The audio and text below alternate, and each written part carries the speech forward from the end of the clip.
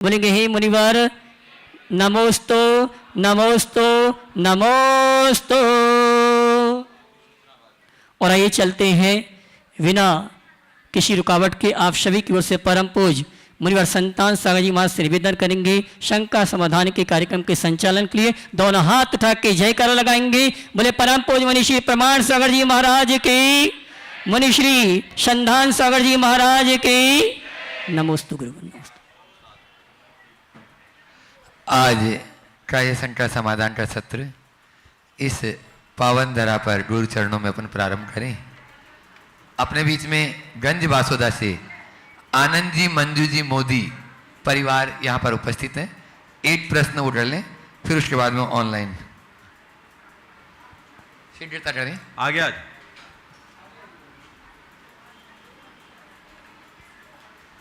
आप लोग एक बार जोरदार ताली बजा दीजिए। मुनि जी के अनन्य गुरु भक्त परिवार है मोदी परिवार गंज बासोदा। गुरु जी के चरणों में शत शत नमन। गुरु जी प्रश्न बहुत पुराना है। मैं जब उस समय समय शिखर आपका प्रवास था उस समय गया था। शंका समाधान खत्म होने के बाद मैंने गुरु जी आपसे बोला था कि आज आपने वो ट्रस्टी बनाए हैं जिनके पास रहने को मकान भी घर का नहीं है। आपके मुंह से एकदम आह निकली थी। उस आह का क्या परिणाम निकला कि मैं ट्रेन में ही था, उसी दिन मेरे को वापस आना था और उधर बेटा कहता है पापा मैंने आज एक प्लॉट का सौदा कर दिया है। उसके बाद 1 महीने के अंदर एक नहीं 2 भाइयों के बेटे रहते हमारे यहाँ, दोनों को प्लॉट हो गए। तो इसमें हम क्या समझें, गुरु की कृपा समझें या निमित्त समझें या क्या समझें, गुरु आशीष समझें? क्या दान जन पुण्य का फल समझे। जी महाराज। दानम दुर्गति नाशनम, इस बात को सदैव याद रखना। बुंदेलखंड के लोगों ने इस बात का अच्छे से अनुभव किया। हमने बुंदेलखंड में लोगों को देखा है कि 15 लाख के मकान में रहते, 5 लाख की गाड़ी पे घूमते हैं और 50 लाख का दान हंसते हंसते कर देते हैं। ये कल्चर आपको केवल बुंदेलखंड में देखने को मिलेगा और ये हमें सिखाया है परम पूज्य गुरुदेव ने और उसका परिणाम भी देख रहा हूँ। हमने पिछले 40 सालों में बुंदेलखंड के इस जैन समाज की जो समृद्धि देखी है वो दिन दुनी रात चौगनी रही। मैं सभी से कहता हूँ सीख लो। अंतराय को टालने का श्रेष्ठ साधन है दान। ये संस्कार होना चाहिए कि व्यक्ति अपनी सामर्थ्य को छिपाए बिना दान के लिए सदैव उत्साहित बना रहे। तो आप अगर अच्छा कर्म करेंगे सुनिश्चित अच्छा परिणाम आएगा। और हमने ऐसे ऐसे लोगों को भी देखा है जो कभी फुटपाथ पे चूड़ियाँ बेचते थे, आज भगवान का पूरा समोसरण बना दिया। ऐसे ऐसे लोग हैं करोड़ों रुपए लगा के। तो ये सब चीज़ें कैसे आती? संस्कृत की एक बड़ी अच्छी सूक्ति, उन्नतम मानसम यश भाग्यम तस्य समुन्नतम। जिसका मानस ऊंचा होता है उसका भाग्य हमेशा ऊंचा रहता है। अच्छा मन रखो, अच्छा परिणाम। महाराज श्री अभी भावना हो रही है परिवार की गौशाला में मंदिर जी बनाने की, आपका आशीर्वाद चाहिए। बात करेंगे। बहुत बहुत आशीर्वाद। नमोस्तु महाराज जी, नमोस्तु। चलते हैं और आज गुरु चरणों में दिल्ली से श्री मनीष जी जैन नमोस्तु पूर्वक परिवार सहित नमोस्तु कर रहे हैं और पूछ रहे हैं अगर किसी ने हमला किया तो आत्मरक्षा करना अहिंसा के विरुद्ध तो नहीं? अनेक बार मैंने बताया गृहस्थ के द्वारा विरोधी की जाने वाली विरोधी हिंसा हिंसा नहीं, वह उसका कर्तव्य है। हम अपनी रक्षा के लिए, यदि आप अगर अपनी रक्षा के लिए अस्त्र उठाते हो तो वह हिंसा नहीं है, एक सद्गृहस्थ का धर्म है। हमें आक्रमण नहीं करना, लेकिन अहिंसक होने के नाते बुजदिल बनकर बैठना भी ठीक नहीं। अपनी रक्षा करना परम कर्तव्य है। कुमारी स्वाति जैन अहमदनगर से पूछ रही हैं, गुरु की भक्ति और अंध भक्ति में क्या अंतर है, बताने की कृपा करें। गुरु भक्ति और अंध भक्ति में क्या अंतर? बहुत अच्छा सवाल है। गुरु के प्रति प्रगाढ़ अनुराग रहना, उनके गुणों का अनुरागी बनकर उनके प्रति समर्पित रहना, उनकी सेवा और वैयावृत्ति में लगनशील बने रहना, उनके गुणों को अपने जीवन का आदर्श बनाना, उनसे प्राप्त प्रेरणाओं के अनुरूप जीने का प्रयत्न करना, ये सब गुरु भक्ति के अंतर्गत आती है। लेकिन गुरु भक्ति के नाम पर अंधानुकरण करना, आचार विचार से भ्रष्ट होना, अपने भक्ति का ही अभिमान कर लेना और अपने गुरु के अतिरिक्त बाकी गुरुओं की उपेक्षा करना, साथ ही गुरु भक्ति के नाम पर अवांछित बातों में भी सहभागी बन जाना, अवांछित कार्यों में अपनी भूमिका रखना, ये अंध भक्ति के अंतर्गत आती है। विचार और विवेक से शून्य जो भी क्रियाएं होती हैं वे अंध भक्ति कहलाती है, और जो क्रियाएं हम विचार विवेक के साथ करते हैं वही हमारे लिए कल्याणकारी है। श्रीमती कविता जी जैन उदयपुर से पूछ रही हैं, जो अक्सर सभी का प्रश्न है, जब करते करते मन भटकता है उसे कैसे एकाग्र करें। अरे मन लगाने के लिए तो जप करते हैं, उसी समय मन भटकता है। आप पूछते एकाग्र करे कैसे? आप पहले ईमानदारी से पूछिए, आप जप करते समय एकाग्र करना चाहते कितना है? प्रायः लोग रूटीन की भांति जप करते हैं और जप को एक क्रिया बना लेते हैं। मैं आप सबसे कहूँगा कि जप कोई क्रिया नहीं, जप एक साधना है। क्या बोल रहा हूँ? जप क्रिया नहीं, जप एक साधना है। हमने क्रिया की जप खूब की, बैठ गए, जप करना शुरू कर दिए, चाहे हाथ में सुमरनी लेके, माला लेके, या उंगलियों में भगवान का नाम स्मरण कर लिए। ये क्रिया तो हो गई, लेकिन माला कर में फिरे और मन में मनवा फिरे बाजार, तो ये चीज़ ठीक नहीं है। हम माला को कर में फेरने के साथ साथ मन में भी फेरें। तो जप का नाम एक साधना है। उस साधना को कैसे फलवान बनाएं? तो उसके लिए आपको अभ्यास करना होगा। किसी के पास जप माला है क्या? ले आओ, आ गया, ले आओ।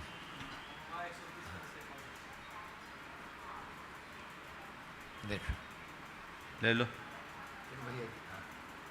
हाँ रख। ये देखिए जप माला, हाथ में जाप आपने लिया।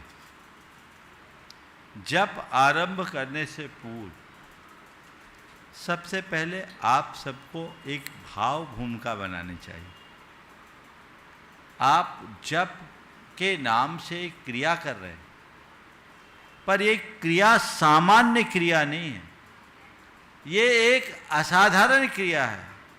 जप का मतलब क्या है?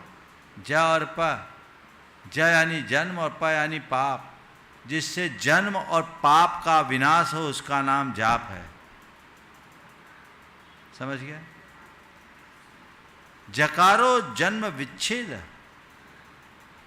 पकारो पाप नाशकम, जन्म पाप विच्छेदाय, विच्छेदाय जप उच्यते। तो जन्म और पाप के विनाश के लिए जाप कर रहे हैं। किस लिए कर रहे हैं? किस लिए कर रहे हैं? तो जन्म और पाप के लिए, पाप के विनाश के लिए, जिससे मेरा पाप झड़े, वो काम करने जा रहे हैं। उसके लिए सबसे पहली जरूरत क्या है? अंतरंग में उत्साह। क्या? जप के लिए बैठो तो कैसे बैठो? उत्साह पूर्वक बैठो। अब मुझे जप करने का समय है, ये मेरे जीवन का सर्वश्रेष्ठ क्षण है। जप मुझे करना है। दिन भर तो न जाने मैंने कितना पाप बांधा, ये पाप झड़ाने का अवसर मेरे पास आ रहा है, मुझे जप करना है। मन में अहोभाव भरे और जप के क्षणों में कुछ ऐसा सोचे कि ये जप नहीं है, इस निमित्त से परमात्मा के नाम स्मरण का अवसर है। भगवान का नाम लेने का क्षण है, ऐसा अहोभाव मन में जगाइए। तो पहले उत्साह, फिर अहोभाव, फिर हमें तीसरे चरणों में बाकी बातों का तिरोभाव करें। मन में इधर उधर की बातें आए, अभी तुम्हारी बात नहीं, तुम्हारी बातों पर फिर चर्चा करेंगे, फिर विचार करेंगे, फिर ध्यान करेंगे। अभी तो जाप है। क्या है? जाप है। उसका तिरोभाव करो। फिर मन में श्रद्धा जगाओ और श्रद्धा भावना के साथ स्वरूप को ध्यान में लें, तब जाप करें। तो अगर ये भाव भूमिका बना करके आप जाप में बैठते हैं तो देखिए आपके जाप का एक तरीका मैं बता रहा हूँ।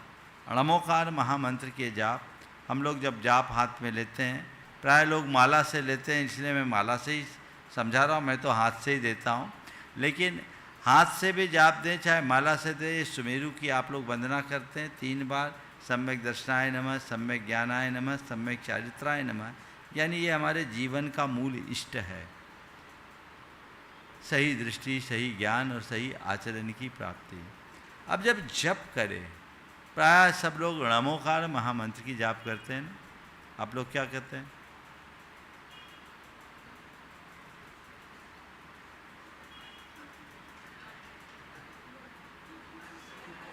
कुछ लोग इधर उधर दाग झांक भी कर लेते हैं। मल्टीपल काम होने लगता है ना, ये जाप नहीं है। गुरुदेव हमेशा एक कहावत सुनाते थे।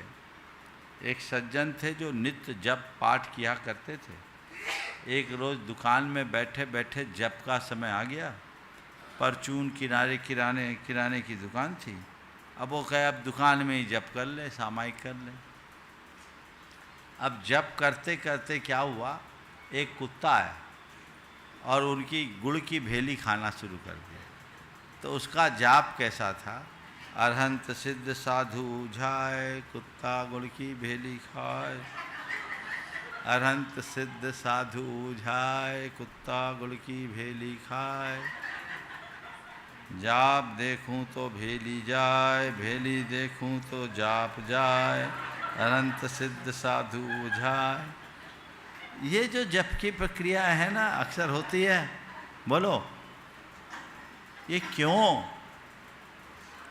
अंदर जागरूकता का अभाव है, केवल इसलिए। ये हंसने की बात नहीं है, समझने की बात। तो जप करते समय पहले आप निरुपद्रव स्थान ढूंढिए, जहाँ कोई झमेला ना हो। आप लोग तो झमेला अपनी जेब में लेके बैठते हो। बैठे जेब में और घंटी बज गई। बोलो अब जप क्या होगा? आएगा नहीं।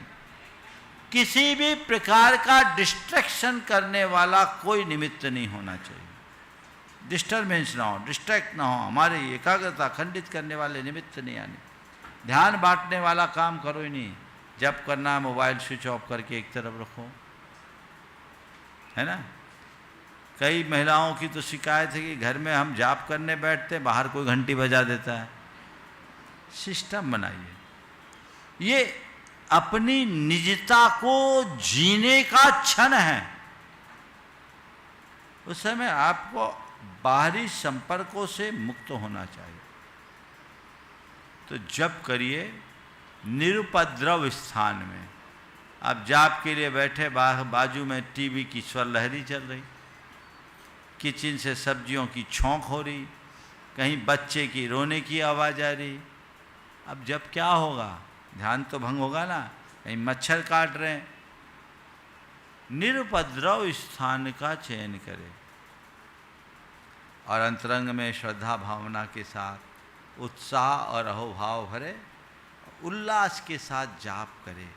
जाप करते समय पहले अपने मन को मोड़े और एक प्रार्थना करे, हे प्रभु, मेरे जीवन का ये सबसे मूल्यवान क्षण है जब मैं आपके नाम का जाप करने जा रहा हूँ। हे प्रभु, मुझे ऐसी स्थिरता और एकाग्रता दो कि इस समय आपके अतिरिक्त मेरे मानस में और कोई ना आए। और इस भाव के साथ, इस प्रार्थना के साथ जप करिए। और जप करते समय जैसे माला है ना, तो आप ये जाप ऐसे मन के मत चटकाइए, ये लीजिए, ऐसे इन 2 उंगलियों से जाप करा जाता है, अंगूठा और मध्यमा। तर्जनी का प्रयोग नहीं करना चाहिए, या फिर आप अनामिका का प्रयोग करें। समझ गए? तर्जनी और मध्यमा भी छोड़ दें, अनामिका का प्रयोग करें। और जप करते समय आप ऐसे ऐसे मत खिसकाइए, ऐसे ऐसे खिसकाते हैं ना, मत खिसकाइए। आप जाप कीजिए, तो जाप करते समय जैसे नमोकार मंत्र है, तो ये जो आपके मन के हैं, ऐसा सोचिए कि मैं इस मन के मोती में भगवान का नाम पढ़ रहा हूँ। नमो अरहंतानम, नमो सिद्धानम, नमो आयर्यानम, नमो वज्रायनम, नमो लोये सबसाओम। नमो अरहंतानम, नमो सिद्धानम, नमो आयर्यानम, नमो वज्रायनम, नमो लोये सबसाओम। नमो अरहंतानम, नमो सिद्धानम, नमो आयर्यानम, नमो वज्रायनम, नमो लोये सबसाओम। एक दिन करके देखो, फिर मुझे बताना जप करने में मन लगता है कि नहीं लगता। इतना आनंद आएगा कि उसकी कोई सीमा ही नहीं। पर इसके लिए आपको अंदर से तैयार होना होगा। यदि आप प्रमादी बने रहोगे तो कुछ भी नहीं मिलेगा, और उत्साह के साथ करोगे तो सब कुछ मिलेगा। पूज्य महाराज श्री जी नरेंद्र जी गुप्ता सूरत से पूछ रहे हैं, भगवान ने हमें धर्म अर्थ काम मोक्ष का उपदेश दिया, फिर ये साम दाम दंड भेद कहां से आया? देखो, भगवान ने धर्म अर्थ काम मोक्ष का उपदेश दिया, ये एक धर्मी के लिए दिया, एक मोक्ष मार्ग के लिए। साम दाम दंड भेद ये हमारी राज व्यवस्था की नीति। समझ गए? भगवान ऋषभदेव के काल में हामाधिक था, समय के अनुरूप बदलता गया, और ये दंडा विधान में साम दाम दंड भेद, जो इसमें राजनीति और दूसरी प्रकार की कूटनीतियाँ जुड़ गई, तो इनका धर्म से संबंध नहीं है। जो धर्म अपनाते हैं, धर्म की साधना करते हैं, उनके सामने इन सब चीज़ों की जरूरत नहीं पड़ती। हजारीबाग से हीरा जी बढ़ जाते हैं, पूछ रही हैं, नमोस्तु पूर्वक, जीवन का आरंभ अपने रोने से होता है और जीवन का अंत दूसरे के रोने से। इस आरंभ और अंत के बीच का जीवन हम कैसे बिताएं कि यहां से जाते समय कोई अफसोस न रहे? बहुत अच्छा सवाल। आरंभ अपने रोने से होता है और जाना औरों के रोने से होता है। जाते समय औरों का रोना होता। आपने पूछा है कि हम आदि और अंत के बीच में कैसे जिए ताकि जाते समय अफसोस न हो। तो मैं तो ये कहता हूँ, आते समय होने वाले रोने को याद कर लो और ये तय कर लो कि जितना रोना था रो लिया, प्रभु अब मुझे पूरा जीवन आनंद के साथ जीना है, रोने का काम ही नहीं करना। मन में क्षमता और प्रसन्नता का भाव रखो, सहजता के साथ जीने का अभ्यासी बनो। सुख और दुख में, संयोग और वियोग में, हानि और लाभ में, मान और अपमान में समता का भाव यदि मन में आ गया तो जीवन में न तो कभी रोने की स्थिति आएगी न रुलाने की स्थिति आएगी। आप अपने जीवन को आनंद से भर करके ले जाएंगे। जब हम आते हैं उस समय हम रोते हैं, उसमें हमारी कोई इच्छा नहीं होती, और हमारे जाने के बाद कोई रोता है उसमें भी जाने वाले की कोई इच्छा नहीं होती। हम आते हैं, नियतिवश खुद रोते हैं और जाते हैं मोहवश लोग रोते हैं। हम लोगों के जीवन इस भांति जिए कि हमारे जाने के बाद लोगों को रोना आए। ये अच्छी बात है। लोग क्यों रोते हैं? जब किसी की छाप मन में पड़ती है तो वो रोते हैं। अपनी चेतना को उस भांति यदि हम जगा लें तो जीवन में वह बेहतरी घटित हो सकती है। जोधपुर राजस्थान से सुभाष जी मीना जी चौधरी जैन पूछ रहे हैं कि नमोस्तु पूर्वक आपके चरणों में ईमानदारी के महत्व का अंदाजा इस बात से लगाया जा सकता है, बड़े से बड़ा बेईमान आदमी भी अपने काम के लिए ईमानदार आदमी चाहता है, तो फिर महाराज जी फिर भी लोग इतनी बेईमानी क्यों करते हैं? समाधान देने की कृपा करें। बहुत अच्छा है। बेईमान से बेईमान आदमी भी अपने काम के लिए ईमानदार आदमी चाहता है, और यही ईमानदारी की महत्ता का आधार या प्रमाण। आपने पूछा ऐसा क्यों करते? ऐसा इसलिए करते क्योंकि हमारे मानदंड दोहरे हैं। हम सारे ईमान, नीति, धर्म आदि दूसरों में चाहते हैं, खुद के लिए नहीं। हम चाहते हैं कि बाकी सब दूध के धुले हों, हम तो हमारे लिए कुछ कहने की ज़रूरत नहीं, बाकी सामने वाला साफ सुथरा होना। जब तक इस तरह की दोहरी मानसिकता होगी, यही स्थितियाँ उत्पन्न होते रहेगी। हमें जीवन की वास्तविकता को समझते हुए अपना काम करना चाहिए। अब यहाँ पर उपस्थित हैं प्रत्यक्ष रूप से डॉक्टर शैलेंद्र जी जैन, जो फिजियोथेरेपिस्ट हैं, अवधपुरी से। माइक वहाँ तक पहुँचा दें। और उसके बाद में तैयार रहेंगे विद्यासागर प्रबंध विज्ञान संस्थान के उपाध्यक्ष इंद्रजीत जी सतभैया। नमस्ते महाराज जी, मैं आपके प्रवचन और शंका समाधान ज़्यादातर सुनता हूँ और बहुत सारी चीज़ों को मैं ग्रहण करने की कोशिश करता हूँ और अपना भी रहा हूँ। आपका नमोकार मंत्र मैंने 8-10 साल पहले सुना था कि नमोकार 1 घंटे का पढ़ो तो जीवन में अथाह परिवर्तन होता है, और मैं उसको निरंतर कर रहा हूँ और बहुत परिवर्तन है मेरे जीवन में इससे। और यहाँ पर जो भावना युग चालू होने वाला है, मैं उसमें शामिल होना चाहता हूँ। कैसे शामिल हूँ, थोड़ा उसके लिए मुझे थोड़ा आप बताएं। और एक क्वेश्चन है महाराज जी मेरा कि हमारा जीवन जैसे मस्तिष्क है, उसमें विचारों का संग्रहण है। मंदिर में हम जाते हैं अगर 2 मिनट के लिए और भाव अच्छे रहते हैं भगवान के प्रति और कोई विचार नहीं आते हैं, वैसे बहुत सारे विचार आते हैं, उस समय विचार नहीं आते और हम वापस आ जाते हैं दर्शन करके, और 2 घंटे पूजन करते हैं लेकिन बहुत सारे विचार आ रहे हैं, बहुत सारी भावनाएं प्रकट हो रही हैं, लेकिन भाव से नहीं हो रहे भगवान के प्रति। तो सही क्या है कि 2 मिनट में करके आगे वो सही है कि 2 घंटे वहाँ पे मंदिर में व्यतीत किया, पूजा पाठ किया, लेकिन तब भी मन नहीं लग रहा, तो क्या सही है? देखिए, दोनों सही है। अगर 2 मिनट अच्छे भाव लग रहे हैं तो उस समय एक कड़ी और जोड़ दो, प्रभु हमारे अंदर ऐसे भाव जगा दो कि उठने का भाव ही ना हो। और जब तक ऐसा है तो कम से कम इतने संस्कार दे दो कि जब भी आपके चरणों में आऊँ, जिस बहाने भी आऊँ, मेरे भावों में ऐसी पवित्रता बनी रहे। यदि ये प्रार्थना और भावना हम मन में रखें, कुछ परिवर्तन आ सकता। अगर पूजा पाठ करते समय भाव विचार आते, आने दीजिए। विचारों का काम है आना है, हम विचारों के प्रवाह में बहने से बचें। आ रहा है विचार, जाने दीजिए, आने दीजिए, आया हुआ विचार जाएगा, लेकिन हमें उस विचार के प्रवाह में बहने से बचना। ठीक है, आया चला गया, पर मैं पूजा कर रहा हूँ, बार बार अपने मन को पूजा से जोड़िए, पूजा की पंक्तियों से जोड़िए, पूजा की प्रक्रियाओं से जोड़िए, धीरे धीरे संस्कार बदले। और आपने भावना योग के शिविर में भावना योग के प्रशिक्षक बनने का भाव जगह है, बहुत अच्छा है। आप अपना रजिस्ट्रेशन करा लीजिए और उसके बाद आपको सूचना मिल जाएगी। नमस्ते महाराज। इंद्रजीत जी सतभैया, उपाध्यक्ष विद्यासागर प्रबंध विज्ञान संस्थान, और साथ में हैं महावीर जी और नरेंद्र जी पिंडरी। महाराज जी नमोस्तु। जब से आप विद्यासागर इंस्टीट्यूट में पधारे हैं, इंस्टीट्यूट में उल्लास का वातावरण है।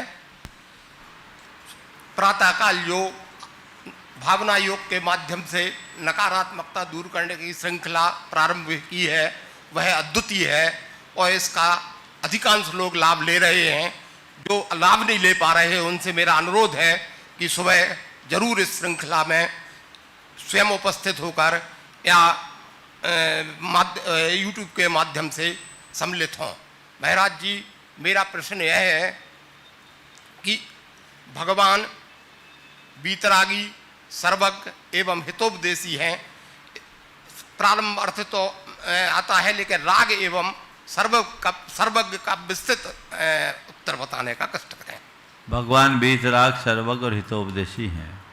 आपने चाहा है भगवान की बीतरागता और सर्वज्ञता पर विस्तार से राग और सर्वज्ञता पे, राग और सर्वज्ञता, राग की बीतराग, बीतराग और सर्वज्ञता। ये बीतराग का मतलब क्या? दोष मुक्त अवस्था। हमारे में और परमात्मा में कोई मौलिक अंतर नहीं है। परमात्मा कोई असाधारण प्राणी नहीं है। जैन दर्शन कहता है अप्पा सो परमप्पा। हर आत्मा अपने आप में परमात्मा है। आत्मा और परमात्मा में कोई भेद नहीं है। अंतर केवल इतना है, जो विकारों में जीता है वो आत्मा, और जिसने विकारों को जीत लिया वो परमात्मा। अगर दोनों को अलग अलग शब्दों में कहूँ तो मैं इतना कह सकता हूँ कि आत्मा धान है और परमात्मा चावल है। धान और चावल में क्या अंतर है? केवल एक आवरण का अंतर है। हम सब के ऊपर कर्म का आवरण है और परमात्मा ने अपने कर्मों के आवरण को नष्ट कर दिया। वे अरिहंत बन गए। अरि यानी शत्रु और उसके हंता अरिहंत। शत्रु हैं हमारे अंदर के दोष, हमारे अंदर की दुर्बलता, जो कर्म के रूप में है। उन्होंने अपने ध्यान की विशुद्धि के बल पर कर्म शत्रुओं का जड़ मूल से विनाश किया। नतीजा वे अरहंत बने। अरहंत बनते ही वो अरहंत बने क्योंकि वो बीतरागी बन गए। उन्होंने अपने भीतर के राग के अंश मात्र का भी विनाश कर दिया। तो राग मुक्त होने के कारण वो बीतराग है। और जब बीतराग हुए तो उनकी चेतना परिष्कृत हुई, चेतना निखरी, और चेतना निखरते ही उनके अंदर के ज्ञान के तंतु पूरी तरह विकसित हो गए, इसलिए वे सर्वज्ञ हो गए।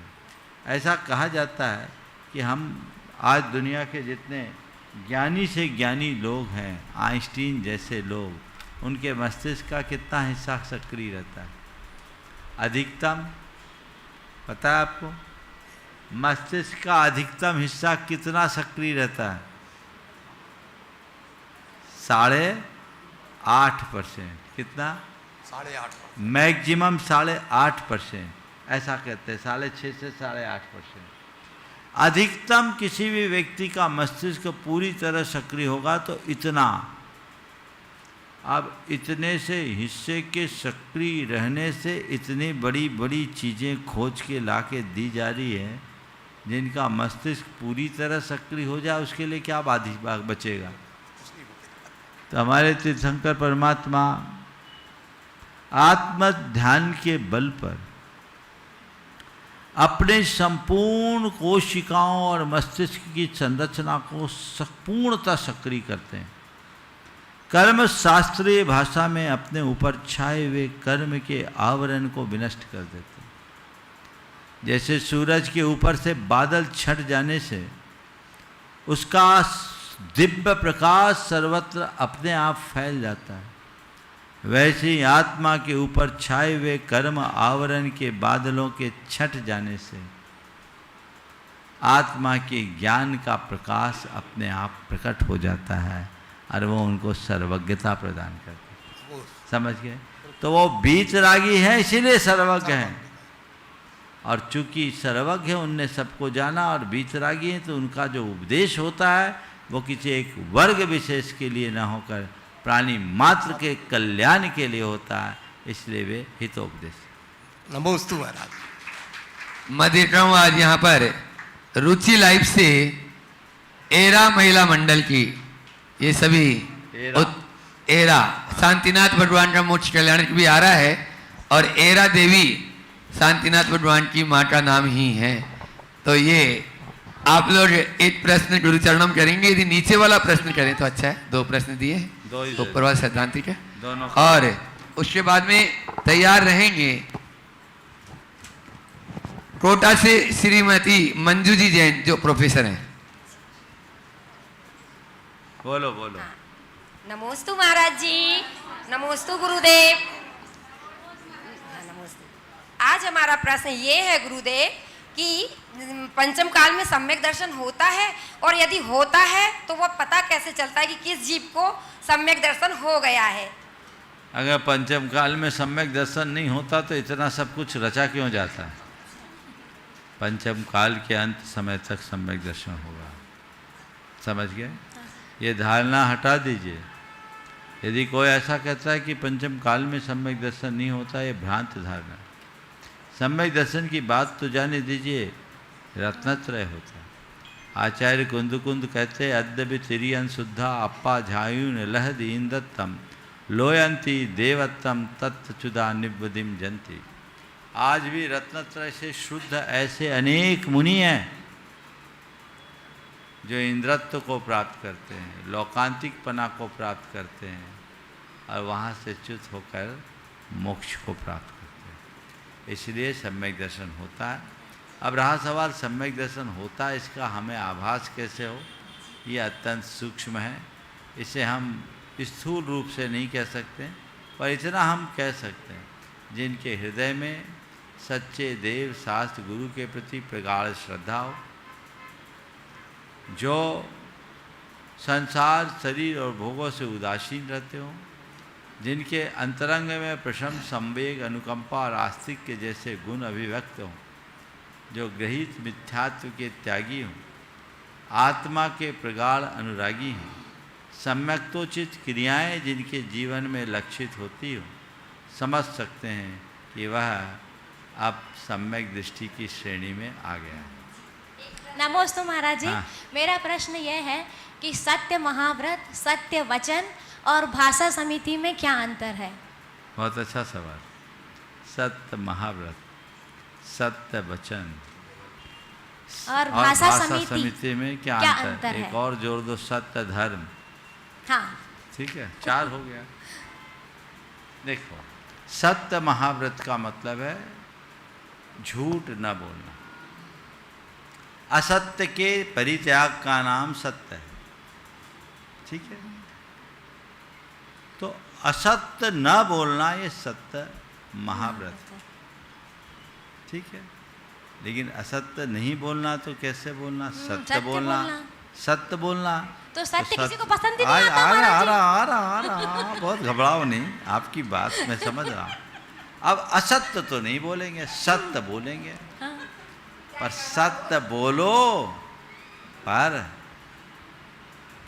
प्रिय बोलो। बस वही तो नहीं आता। इसीलिए तो हम तो जो होता है, जैसा होता है, उसके मुंह पे जैसा होता है वैसा बोल देते हैं। तो तो, फिर कई लोग समझने वाले समझते हैं, और नहीं तो कई बुरा मान के अपने ऊपर यार वो तो ऐसा ये बताओ, नतीजा बोलने वाला भुगतता है कि सुनने वाला? बोलने वाला। तब अपने को सुधारना है ना। तो सत्य बोलो, ये सत्य वचन है। पर हमारे यहाँ सत्य व्रती नहीं बोला। सत्य महाव्रती यानी असत्य नहीं बोलना, पर सत्य भी प्रिय बोलना। सत्यम ब्रियात प्रियम ब्रियात ना सत्यम हितम प्रियम चाहु सुनितम सुनितव्रता तत्सत्यम अपि नो सत्यम अप्रियम अहितम चयत। कि सच बोलो, प्रिय बोलो, ये सत्य व्रतियों का सिद्धांत है। लेकिन वह सत्य भी अप्रिय है, वह सत्य भी असत्य है जो अप्रिय और अहितकर है। इसलिए अप्रिय और अहितकर शब्दों के चयन से बचें। वो सत्य नहीं है, असत्य है। हमारे पास सच को प्रकट करने का तरीका भी सही होना चाहिए। तो उसके लिए आती है भाषा समिति, जो हित मित्र प्रिय वचन की बात करता है। सच बोलो पर हितकारी बोलो, सीमित बोलो और प्रिय बोलो, है ना। अब सत्य धर्म है, ये सत्य धर्म मुनियों का है। ये सत्य धर्म क्या है? सत्सु साधु वचनम सत्यम, सत्पुरुषों के सामने हितकारी वचनों का करना ये सत्य है। अब हितकारी में कभी थोड़ा बहुत मिठास कम हो चलेगा सत्य धर्म में, पर किसको? अपने बीच वालों को, आम जन को नहीं। गुरु शिष्य को डांट सकते हैं, वो उनका सत्य धर्म है, पर कोई आ गया पहली बार उसको झाड़ दे तो वो धर्म से ही दूर हो जाएगा। तो समझ गए? तो सत्य धर्म अपनों के बीच, भाषा समिति सर्व के बीच, और असत्य किसी के बीच भी नहीं। समझ गए? पर ये वाक्य ध्यान रखना, कड़वा सच भी झूठ है। नमोस्तु महाराज जी, नमोस्तु। एक बार जोरदार ताली बजा दीजिए इस पूरे महिला मंडल के लिए। और अभय भैया अपनी जानकारी दे रहे हैं। मंजू जी कोटा से अपने बीच में थोड़ा इंतजार करें। हाँ, बोले परम पूज्य मुनि श्री प्रमाण सागर जी महाराज की। बंदो, समय धीरे धीरे आ रहा मुख्य पात्रों का चयन का। आगामी 25 मई रविवार को प्रातःकाल की वेला में इसी परिसर में पंचकणक प्रतिष्ठा महामहोत्सव, जो कि अवधपुर के इस परिसर में 1 जून से 6 जून तक आयोजित है, उस पंचकणक के महापात्रों का चुनाव का कार्यक्रम इसी परिसर में संपन्न होगा। जो भी भगवान के माता पिता सौधर्म ईशान शनोत्कुमार महायज्ञनायक राजा सियांश राजा सोम भरत बाहुबली कुबेर आदि महापात्र बन के इस अनुष्ठान में सम्मिलित होने का सौभाग्य प्राप्त करना चाहते हैं, और ये सौभाग्य भोपाल के अलावा बाहर के श्रावक श्राविकाओं के लिए भी है। आप सीधे संपर्क करके महापात्र के इस महानुष्ठान में सम्मिलित होकर आप पंचकणक प्रतिष्ठा महोत्सव में महापात्र के रूप में अपनी उपस्थिति दर्ज करा के साथ ही से पुण्य का संचय करें। साथ ही विधि नायक प्रतिमा और मूल नायक प्रतिमा के लिए भी भोपाल के बाहर के श्राविक भी आमंत्रित हैं, और सामान्य इंद्राणी के लिए सिर्फ भोपाल दिगंबर जैन समाज के श्रावक श्राविकाओं के लिए व्यवस्था रखी गई है। जो भी सामान्य इंद्राणी बनना चाहते हैं, मात्र 3100 रुपये की राशि निश्चित की गई है, जिसमें वस्त्र आभूषण पूजन द्रव्य सामग्री आदि कमेटी द्वारा प्रदान की जाएगी। और एक अवसर आपको प्राप्त हो रहा है आगामी 26 जून को, जब हम और आप 16वें तीर्थंकर शांतिनाथ भगवान 26 मई, क्षमा करना, 26 मई को 16वें तीर्थंकर शांतिनाथ भगवान का जन्म तप और मोक्ष कल्याणक मनाएंगे। लेकिन आपसे कहना चाहूंगा, आपने मोक्ष कल्याणक और शांतिनाथ विधान कई बार किए होंगे, लेकिन पहली बार भोपाल में परम पूज्य मुनिवर के सानिध्य में संस्कृत का शांतिनाथ महामंडल विधान इसी परिसर में होगा। मुनिवर, मैं ये कहना चाहूंगा, अभी तक तो हमने देखा था संस्कृत का सिद्ध चक्र विधान आप करवाते हैं, लेकिन शांतिनाथ विधान जो संस्कृत में है, ऐसा उस विधान में क्या है जिसको आपके सानिध्य में करने का हमें सौभाग्य मिले और अपने जीवन को सार्थक करें। मैं चाहूँ था उसके लिए थोड़ा सा आपका 2 शब्दों में प्रकाश आए तो बहुत ही अच्छा रहेगा। और आइए परम पूज्य मुझसे निवेदन करूंगा कि संस्कृत का इस शांतिनाथ विधान की ऐसी क्या विशेषता है कि हम और आप इसको करें। बहुत अच्छा, आप कोई सवाल करते हैं तो कर लीजिए, फिर मैं एक साथ अपनी बात करूँगा। बोलिए। चलते फिरते अरिहंत के लघुनंदन गुरुवर द्वय के चरणों में मेरा और मेरे परिवार से कोटिशः नमोस्तु नमोस्तु नमोस्तु। छुल्लक जी के चरणों में इक्षामि इक्षामि इक्षामि। महाराज श्री, मेरा प्रश्न भारत की गुलामी को लेकर है। संपूर्ण विश्व में भारत ही एक ऐसा देश रहा है जो इतने लंबे समय तक गुलाम रहा है। करीब 700-800 वर्ष मुगलों ने हम पर शासन किया, उसके बाद 200 वर्ष करीब ब्रिटिशर्स ने शासन किया। तो ये गुलामी में हमारे देश के ही जयचंदों की बहुत अहम भूमिका रही है।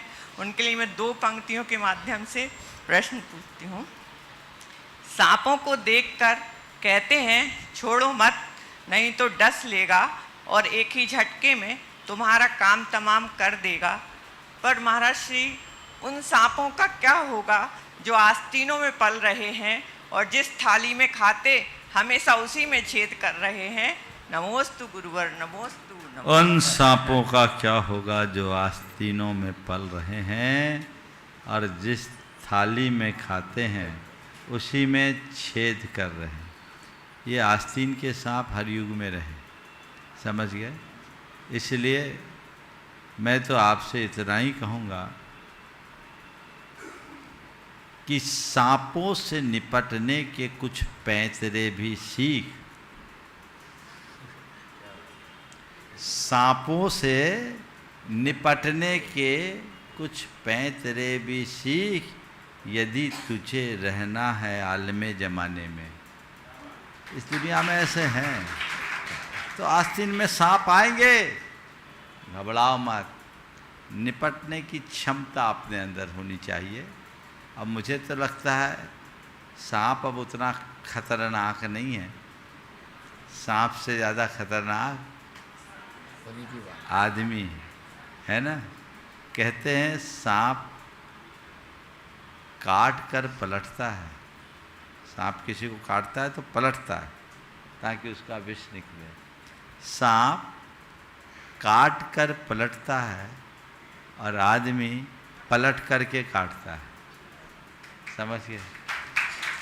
तो ये स्थितियां हैं जो बहुत गंभीर और विचारणीय हैं। हमें इस प्रकार की प्रवृत्ति से भरे लोगों को बारीकी से समझते हुए सुरक्षित दूरी बना करके चलना चाहिए, तभी हम अपने आप को सलामत रख पाएंगे। अभी भैया जी ने आप लोगों को आगामी कार्यक्रमों की जानकारी दी। आने वाले दिनों में अनेक ऐसे अच्छे प्रसंग हैं मांगलिक, जो हम सबके कल्याण का एक विशेष निमित्त बन करके आ रहे हैं। सबसे पहले आगामी चतुर्दशी को, जेठ कृष्णा चतुर्दशी, भगवान शांतिनाथ भक्त के त्रय कल्याणक का दिन, जन्म, तप और निर्वाण, ये तीन कल्याणक उनके एक साथ होंगे और सब लोग उनका कल्याणक मनाते हैं। बंधुओं, यहाँ भी वो कल्याणक मने और हमने चाहा है कि उस शांतिनाथ भगवान के इस निर्वाण कल्याणक की चतुर्दशी को जगत शांति का कल्याणक बनाने की कोशिश करें। सारे जग में शांति की कामना से उस दिन यहाँ शांतिनाथ विधान होगा। शांति विधान तो आप लोग बहुत करते हैं, लेकिन आप लोगों की शांति विधानों में प्राय गाना बजाना ही ज़्यादा दिखता है। असल शांति विधान में जो प्रार्थना है, जो जिस तरह के मंत्र की आराधना है, प्राय लोग उनकी अनदेखी करते हैं। आप लोगों के लिए सहयोग मिल रहा है कि जो मूल शांतिनाथ विधान है संस्कृत का, वो यहाँ संपन्न होगा। गुरु मुख से उस मंत्र का उच्चारण होगा। मैं सामान्य विधानों में तो बैठता नहीं। सिद्धचक विधान, शांति विधान, गणधर वलय विधान, ये जो मूल संस्कृत के विधान हैं, इनमें अगर कभी कोई प्रसंग आता है तो मैं जरूर बैठता हूँ। और शांतिनाथ भगवान के निर्वाण दिवस के दिन तो ये विधान, अगर हमारा कोई प्रवास न चल रहा हो तो जरूर होता है। तो इस बार ये शांतिनाथ विधान का सहयोग आप लोगों के लिए मिल रहा है। अपने जीवन के अशुभ, अमंगल, अनिष्ट और अशांति के वारण के लिए आप सब शांति विधान में सम्मिलित होइए। जितने लोग चाहते हैं कि मेरे अंदर शांति आए, वे सब के लिए मौका है।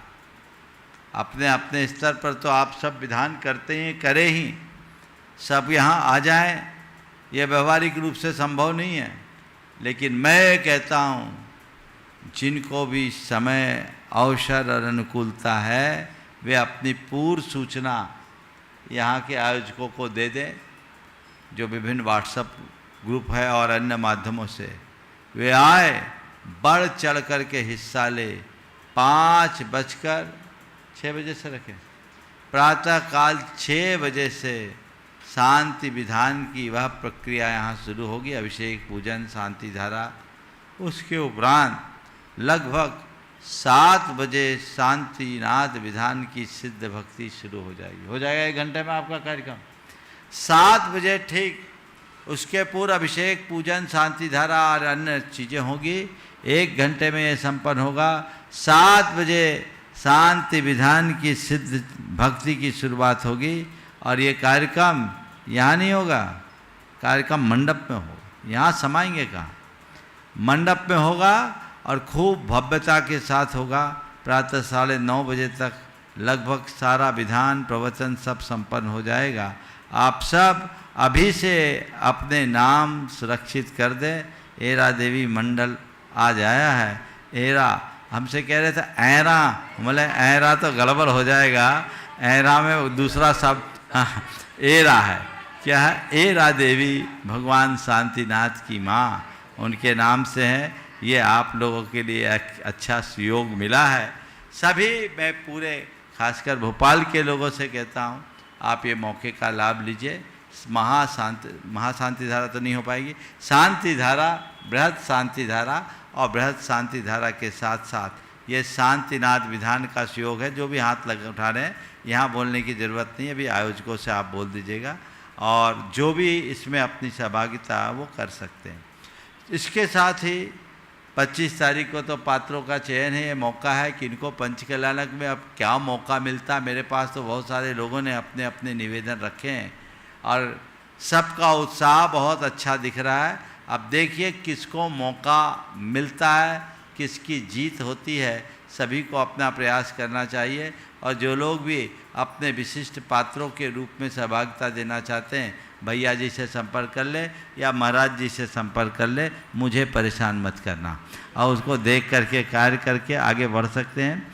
तो ये 25 तारीख को ये कार्यक्रम, 26 तारीख को शांतिनाथ विधान, 27 तारीख को प्रातःकाल हम लोगों के लिए गुरुनाम गुरु आचार्य ज्ञान सागर जी महाराज के समाधि दिवस मनाने का सुअवसर मिलेगा।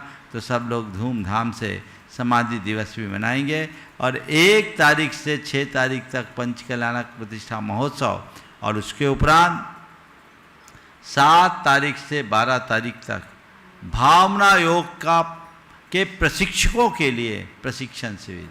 ये 5 दिवसीय प्रशिक्षण शिविर है जिसमें भावना योग के विषय में उनके पूरे सिद्धांत के बारे में, उसका व्यवहारिक और प्रायोगिक, सैद्धांतिक के साथ साथ प्रायोगिक रूप में आपको बताया जाएगा कि भावना योग है क्या और भावना योग से संबंधित सारी शंकाओं का भी समाधान उसमें दिया जाएगा। वो 5 घंटे का पूरा दिन भर का कार्यक्रम होगा। 3 सत्रों में, 4 सत्र भी हो सकते हैं। तो जो लोग भी होंगे उन्हें सुबह से शाम तक इस सत्र में रहना होगा और इसमें वे लोग आमंत्रित हैं जो मुख्य रूप से भावना योग के अभ्यासी हैं और आगे चलकर भावना योग का लोगों को प्रशिक्षण देने की भावना रखते हैं। भावना योग के इस अभियान को जगत व्यापी बनाने के लिए जो उत्कंठित हैं वे सब लोग इसमें सम्मिलित हो सकते हैं। देश भर के कोई भी इसमें अपनी सहभागिता प्रदान कर सकते हैं। ये सारे कार्यक्रमों को आप अपने मानस में रखें और उसे अनुरूप लाभान्वित हों। अगला सवाल। यहाँ पर अवधपुरी की महिला मंडल भी बैठी हुई है ज्योति जैन के नेतृत्व में, और ज्योति जैन अपना प्रश्न कर ले महिला मंडल के पूरे साथ में, और उसके बाद में रानू जी जैन मंडला से अपने बीच में संध्या जी और शकुंतला जी साथ में रहेंगी। सीट जता करें, थोड़ा ही टाइम बचा है। पूरी महिला मंडल एक साथ खड़ी हो जाए। हाँ, बोलो जल्दी से। गुरुदेव के चरणों में नमोस्तु नमोस्तु नमोस्तु, छुल्लक जी के चरणों में इक्षामी इक्षामी इक्षामी।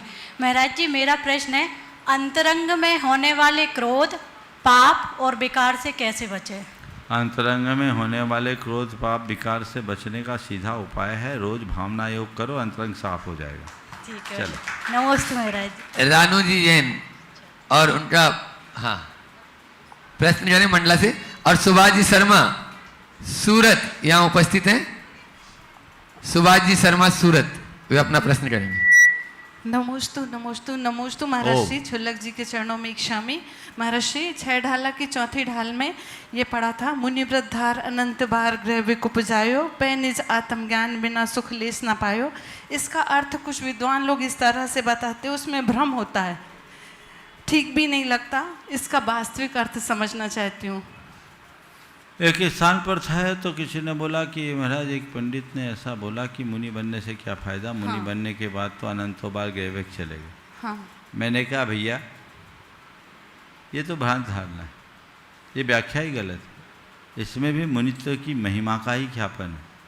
कोई अनंत बार मुनि बना है और ग्रेवेक गया है तो अनंत बार भटका है, मुनि बनने के कारण नहीं, मन में पलने वाले मिथ्यात्व के कारण। मिथ्यात्व भटकाता मुनिव्रत नहीं, इसलिए कह रहे मुनिव्रत धारण कर लिया, मिथ्यात्व को भी मिटाओ।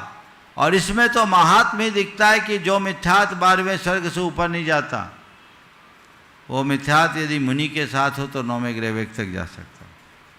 शास्त्र के अनुसार सम्यक मिथ्या दृष्टियों की उत्पत्ति 12वें स्वर्ग से ऊपर नहीं है, लेकिन द्रव्यलिंगी मुनि अगर मिथ्या दृष्टि है तो 9वें ग्रहवेग तक जा सकता है। इसलिए मुनि व्रत का मखौल मत उड़ाओ, कितना ही सम्यक दर्शन हो, मुक्ति तभी मिलेगी जब मुनि व्रत को अंगीकार करो। नमोस्तु महर्षि। अपने बीच में सूरत से सुभाष जी शर्मा यहाँ पर उपस्थित है, एक बार जोरदार तालियों से उनका स्वागत अभिनंदन करें। वे अपना प्रश्न गुरु चरणों में करें और उसके बाद में मनीषा जी, पदम जी जैन तैयार रहे। नमोस्तु गुरुदेव, नमोस्तु गुरुदेव, नमोस्तु गुरुदेव। हे गुरुदेव, दिगंबर संत को देखते ही शंका तो वैसे ही समाधान हो जाता है, मन भाव शून्य हो जाता है।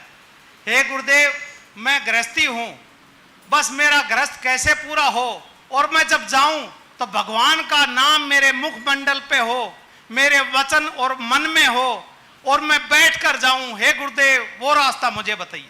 बस रोज भावना भाव कि हे भगवान दिन रात मेरे स्वामी, मैं भावना ये भाऊं, देहांत के समय में तुमको न भूल जाऊं।